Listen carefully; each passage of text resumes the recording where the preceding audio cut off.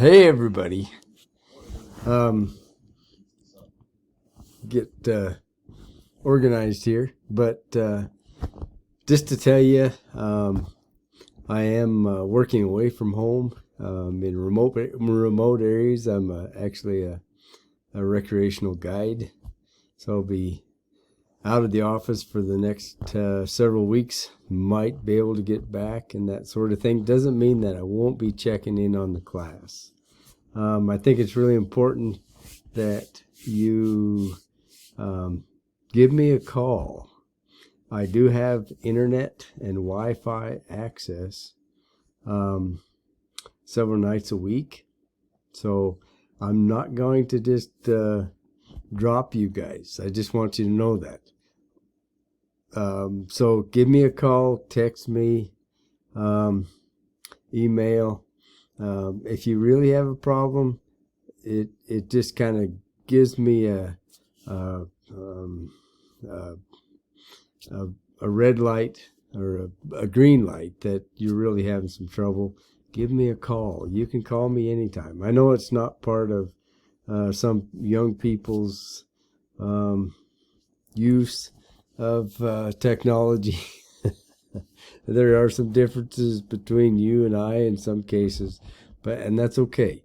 Whatever you're comfortable with, but on the same token, if you want me to react to it, get back to you quickly, a call is number one, a text is number two, an email is number three. They all work though. I will get back to you. It might just take me a day or two longer. Okay? I'm real proud of you. I wanted to make some comments about the budgeting. It's the most beyond. These are steps that must be completed in order to have a viable personal financial life. Saving, living beneath your means so that you can save for retirement eventually. Save for things that you want to purchase later. And those kinds of things. So very, very important. Very impressed with the budget you put together. I made some comments on a few of them. A zero-sum budget is a very simple it's a very simple type of a budget that just about anybody can put together. If there's anything at this point that you don't quite understand, and I understand that sometimes you're working with other people, and that's okay. You can learn from each other and other people, but every dollar, as you've heard Dave say, gets a name or gets in a line item. So in the case of that very simple budget we put together in the first week of budgeting, in the remaining balance, if we're projecting into the future what you will spend using historical figures like we did, okay, that's where we start. Okay, now this month might not be the same as last month.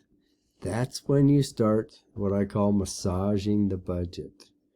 Okay, so you may have more rodeos that month. You might be on more judging trips. You might have different expenses coming up, such as holidays that you treat the kids to. You might have a couple dinners or banquets or things that are different, and you can project that in there. But you're taking some financial historical data, crunching it into the future, and then massaging it so that it becomes more realistic.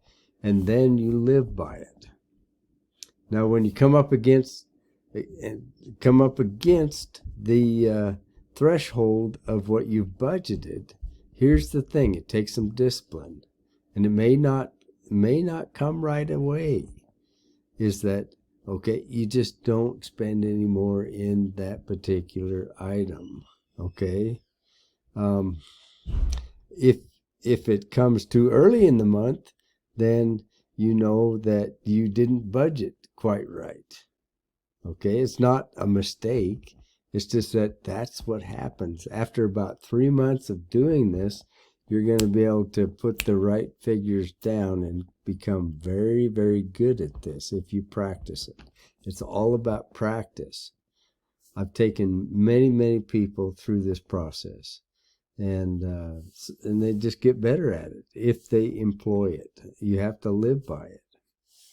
I would recommend that for those particular items that such as groceries, you might write a check at the beginning of the month for rent if you're leasing or renting your shelter.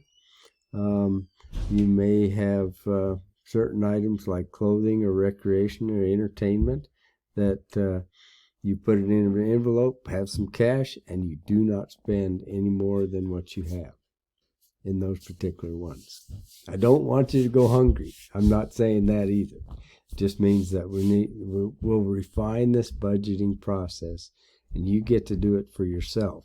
The benefit of taking this class is that you just turn in what you do, and you do what you've done in your real life. So I'm not necessarily wanting to see, your very personal information. I just want you to learn the process, and it's not that bad. And if you're having any difficulty at all, you can interact with any other communication methods to get that done. So let me know if you need anything. This week we're going to talk about debt. Typically, that's the number one thing that people say gets them in trouble. And I would say that if you're not a good saver, if you're not a good budgeter, then debt will definitely get you into trouble. I've used debt.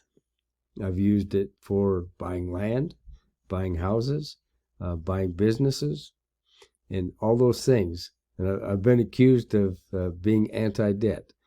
I'm not anti-debt. I am a person who says that if you go into debt, then the whole thing behind that is that I want to get out of debt so that I can start living within my means or beneath my means at some point, so that I might have to increase my income somehow in order to pay off that debt even quicker than I have it scheduled out to be. Okay? And that's what I've found in a lot of research and in interviewing many, many business owners, how they deal with debt. Okay, it gives you the chance to take on an opportunity that you might not have had in other cases. But on the same token, the whole idea behind it is to get it behind you so that you can start saving and living beneath your means again, so that the next opportunity actually can be taken advantage of. And you may use debt for that. And I would say as you live longer, you become your own bank. And that because you're able to save more and more as you live longer and increase your income, then you will be able to finance yourself in more cases than not. So anyway, especially in an agricultural situation where the return on investment is fairly low in most cases, it's very, very difficult to be in debt with large amounts for long terms and not have difficulty in business. And there's a lot of other businesses that are in the same place as agriculture. So this can be applied in your own personal life, and it can be applied in your businesses as well. So anything else, just give me a call, text me, or email me. Take care. God bless, and we'll visit with you, and hopefully you're getting something out of this, and I wish you all well.